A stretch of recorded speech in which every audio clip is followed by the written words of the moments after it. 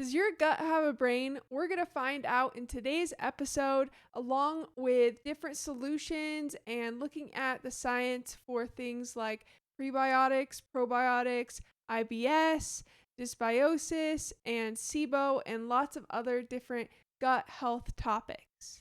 Welcome to the Enhance Your Health podcast. I'm your host, Dr. Michelle Green, and you can join us each week where you will learn practical ways to enhance your overall health, physical and mental, along with special guest episodes from experts around the world.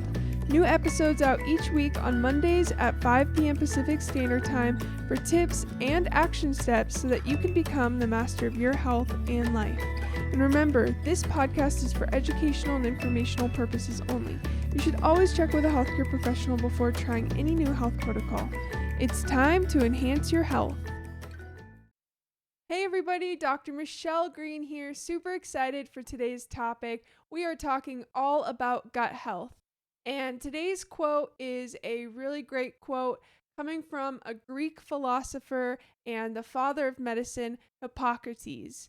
Today's quote is, "All disease begins in the gut." And that was said almost 2,500 years ago by Hippocrates, the father of medicine. And you know what? Your gut really does affect so much, and it affects your overall well-being, and it can lead to many different things within your body. And we're going to be talking about that today. Now, your gut is so important. And when you think of gut, what do you think of?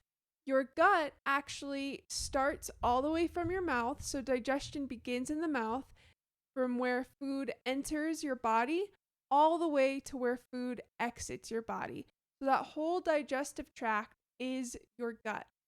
And of course, one main function of your gut is to digest food and get the nutrients from your food, get your micronutrients and macronutrients, fuel for your body and for different metabolic processes going on in your body, absorb water. There's also another huge function of your gut. It also acts as a barrier to the outside world. So as you ingest food and it goes through your digestive tract, it doesn't allow toxins and pathogens to enter the rest of your body and affect your body ideally. And your gut actually houses 70% of your immune system. And it also creates 90% of the serotonin in your body. Serotonin being the neurotransmitter that makes you happy, and it affects your mood. And that's why, and we'll talk about this, taking probiotics or having good gut health can actually affect your mood. Your gut is so important that it even has its own nervous system. It's called the enteric nervous system because there are so many different things going on in your gut. And scientists often look at the gut and call the gut your second brain because it really is that complex, and it really has a huge neurological component, having its own nervous system. And of course, your vagus nerve has a huge relationship to that. And if you haven't checked out our other episode of the vagus nerve and natural ways to stimulate your vagus nerve, you should definitely check that out because the vagus nerve is the actual brain-gut connection. People talk about the brain-gut connection. Well, the vagus nerve is the literal brain-gut connection, going all the way directly from your brain to your gut, sending and receiving messages all the time, automatically, without you even having to think about it. So if you eat something, maybe you ate something 20, 30 minutes ago, your body is digesting that and you don't even have to think about that. Something else to know about the gut is that it houses millions, even trillions of little bacteria, and we have evolved to actually work symbiotically with this bacteria. It helps us to digest different foods and create different vitamins for our body. This bacteria actually helps us. And there's good bacteria, but there's also bad bacteria that can live in our gut and create a cascade of problems for us. So we want to make sure that the bacteria in our gut is balanced. You have more bacteria in your gut than you do cells in your whole body. Question for you, are you really made up of cells or are you really made up of bacteria? The gut is a big topic nowadays, as it should be, because the gut And gut health is related to things like inflammation, autoimmune diseases, mood disorders such as ADHD and depression, OCD, as well as schizophrenia, autism, and of course, digestive issues like IBS, SIBO, Crohn's disease, and things like that. Gut health is very important. And when Hippocrates said all disease begins in the gut, he was definitely onto something. Now, things that have a major impact on the gut are things like your gut microbiome, the bacteria in your gut, making sure that they're balanced. Also, the foods we eat definitely have an impact on your gut health. If you're eating a lot of sugar, that's going to feed the bad bacteria. Or if you're eating foods that contain probiotics and prebiotics, you're going to be feeding and giving your body good bacteria. Another factor that is often overlooked that affects the gut is stress in your nervous system. We're going to talk about all of these three things today and how you can optimize them. Things like IBS is often due to a bacteria overgrowth in your small intestine. Or if you're always in fight or flight, always in a stress state, then your body can't access that part of your nervous system that helps you rest and digest and heal. Let's start with microorganisms. Now, we're taught to be scared of bacteria and be scared of microorganisms, but they actually do us a lot of good, and we have evolved to use some of these bacteria as helpers. They help us keep that wall in our gut strong. They help us digest our food. There are about 100 trillion bacteria right now, good and bad, in your gut. And of course, you want more good bacteria than you do bad bacteria.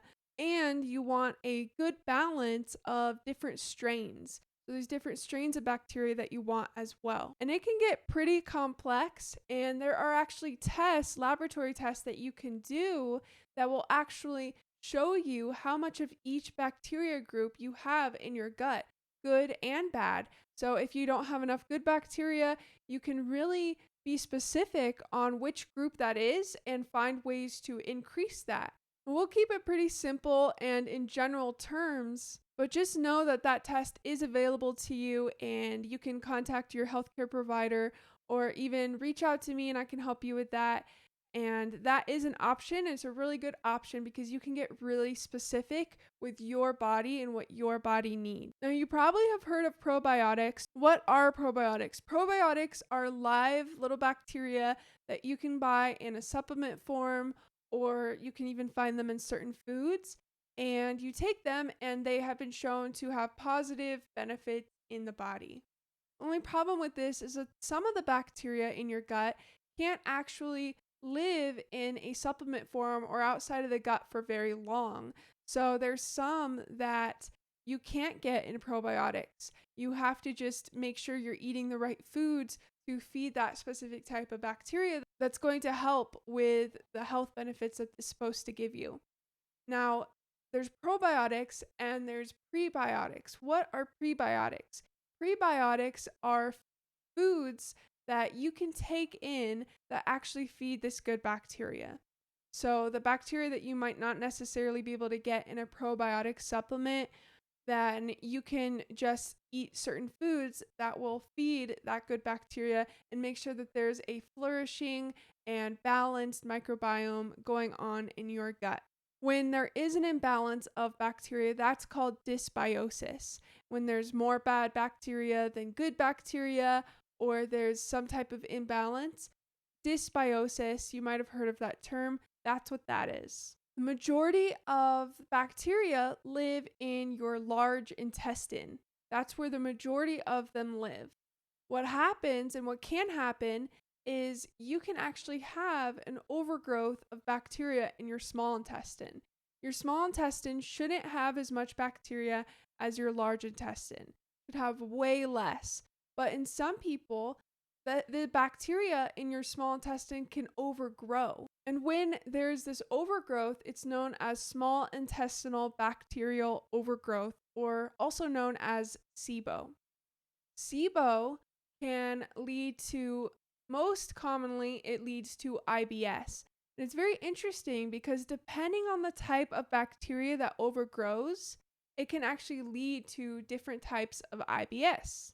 Some IBS being more constipative dominant, some IBS being more diarrhea dominant, some being more mixed. It can actually lead to IBS, and the type of bacteria can lead to which type of IBS you get. IBS is often characterized as digestive issues, bloating, abdominal pain, diarrhea, constipation, and of course, like we just mentioned, depending on which type of IBS you have, it could be more dominant in one or the other.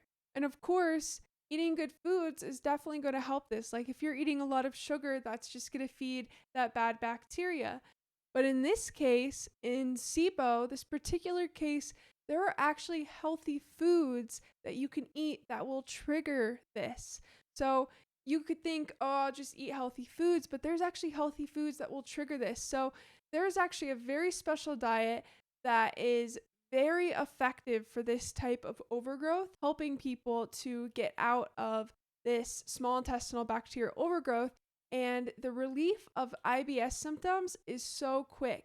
It only takes about 3 to 4 weeks, at most maybe 6 weeks, to actually completely get rid of IBS symptoms. There's so much research on it now, and it's called the FODMAP diet.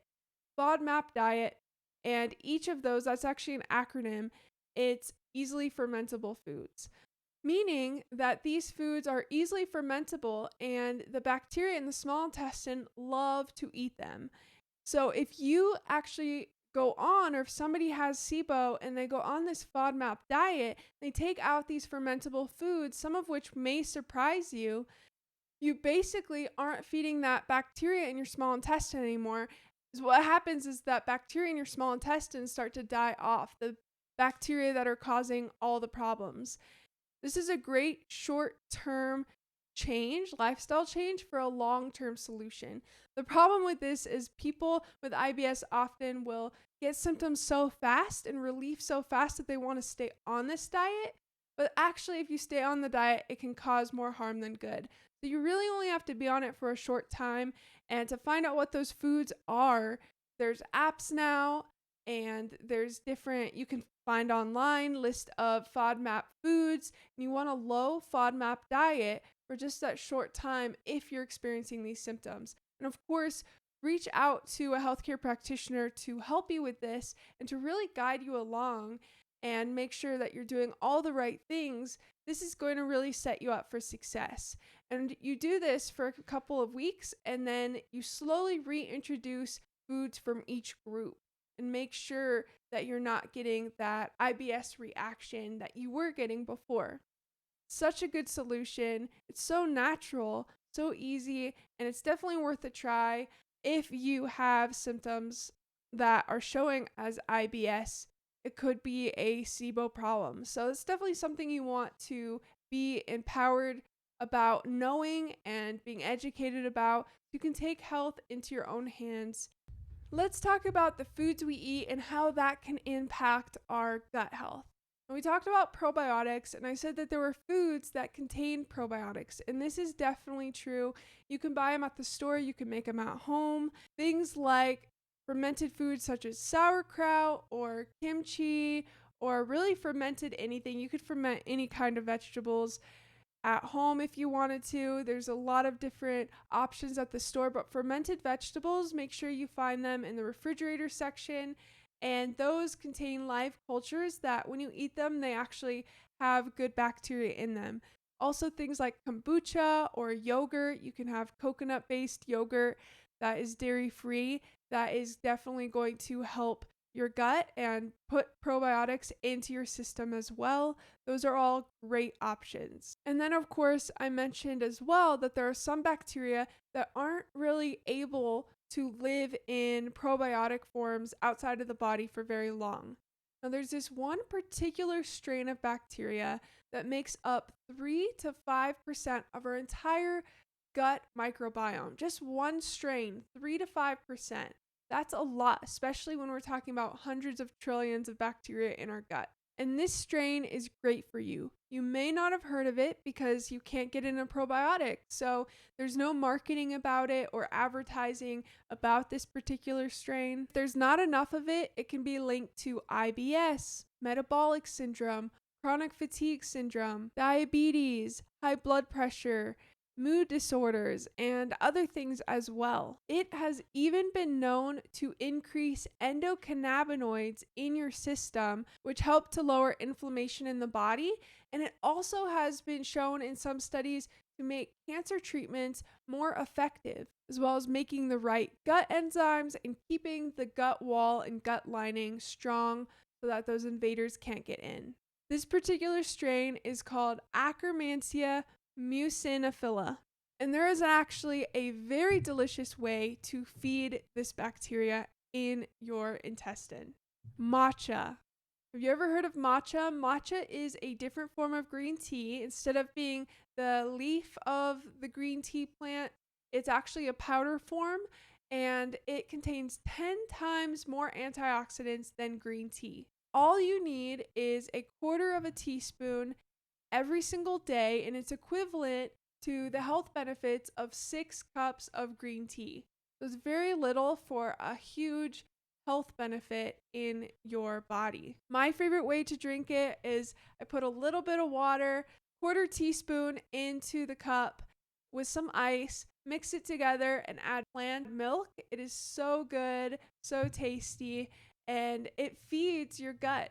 Remember that when you eat, you're not just eating for yourself, but you're also eating for your gut microbiome. The more you feed the good ones, the more there won't be any room for the bad ones. Now, what's the best and easiest way to do this, making it very simple? The research says eating more fiber.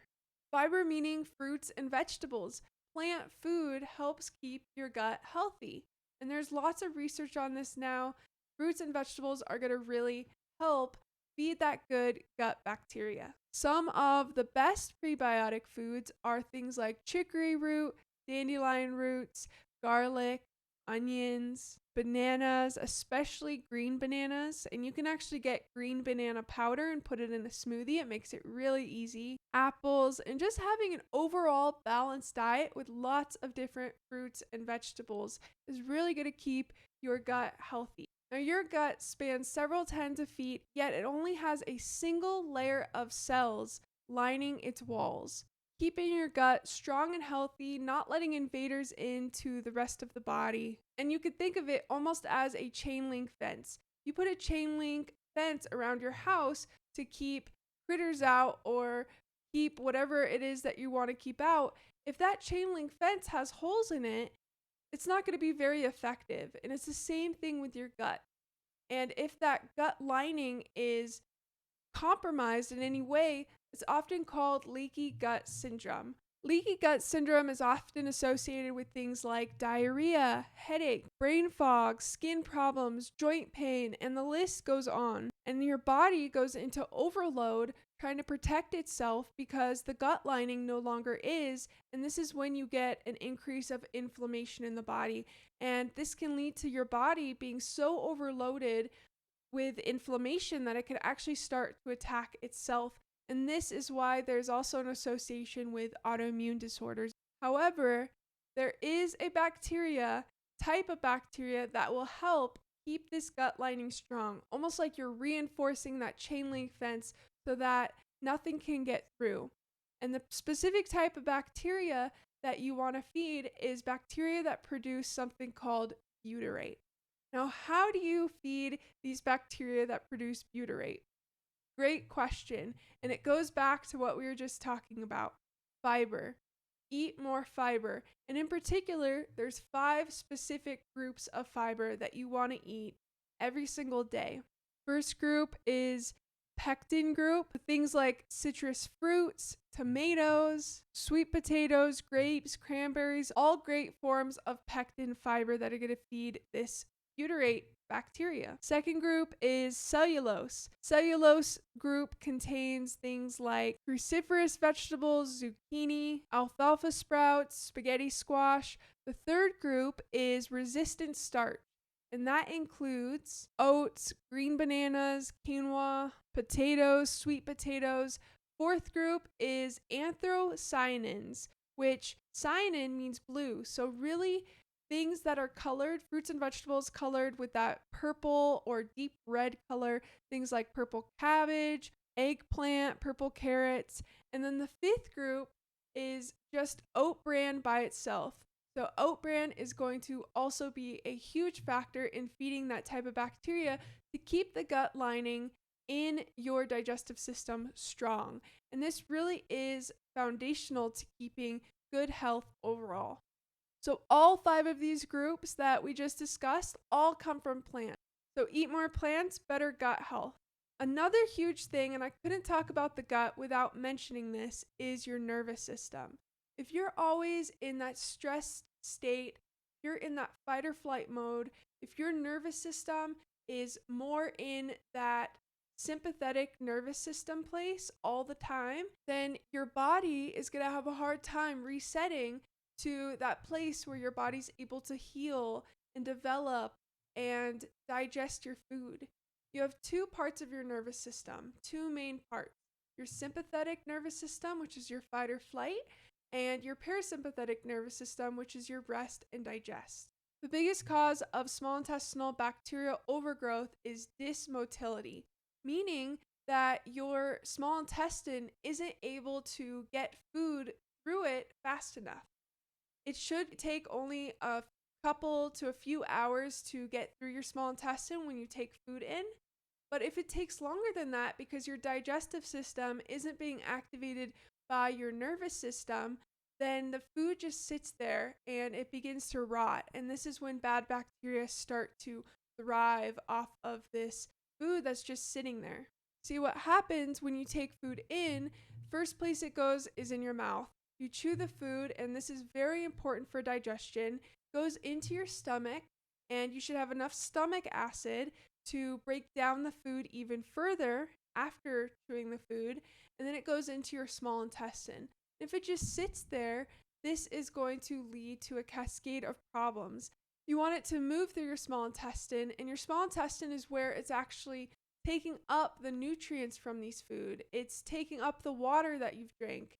And so if your food's just sitting there, what is your small intestine then taking up and absorbing? So these things called waves, peristaltic waves, move the food through. And if your nervous system is too much in a stressed state, then it's going to say that your digestive system is second priority. The first priority is to get you out of whatever that stressful situation is. It's a survival mechanism. Your body is in a survival state rather than a thriving state. So balancing the nervous system, making sure that your body is in a balance. Check out the episode on the vagus nerve because the vagus nerve plays a huge part in putting your body into that rest and digest place so that you can digest your food the way it's supposed to. Besides bacteria, we've talked a lot about bacteria. There are other things that can live in your gut that shouldn't be there. Candida, which is yeast, fungus, parasites. All of these can also live in your gut. So it's important to really make sure that you're eating healthy, eating right, and that test that I mentioned earlier also tests for parasites and fungus overgrowth and things like that that could be affecting your gut. So if you're having digestive issues or gut issues, it might be something you want to look into so that you can really be informed and work with a healthcare practitioner that can be specific in making sure that your gut is on the right track and in the healthiest place possible. And now it is time for our weekly challenge. This week's challenge is to try a new food that you know is going to be good for your gut. Whether that be matcha, having matcha every day, or going to the store, picking up sauerkraut, or maybe even making your own sauerkraut. Do something, eat something, pick up a new food that you've never tried before at the store that you know is going to be great for your gut. Let me know how that goes. If you do decide to do the challenge, post it on social media, #EYHchallenge. I would love to see what you're doing at home, what you're trying, and how it's working for you. Make sure to also go to drmichellegreen.com where there are a lot of resources that you can check out. You can even schedule a one-on-one consultation with myself and help you reach your health goals. I would love to serve you if that is something that you need. And of course, just reach out if you need anything. I'm happy to help. Also, you can find me on Facebook, Instagram, Twitter at Dr. Michelle Green. I'm always posting healthy recipes and health tips for you to help enhance your health and optimize your health. And of course, if there's topics that you want to learn about, let me know. I would love to learn what you want to learn about and make topics around what interests you. So thank you again for listening today. I so appreciate it. It's time to enhance your health.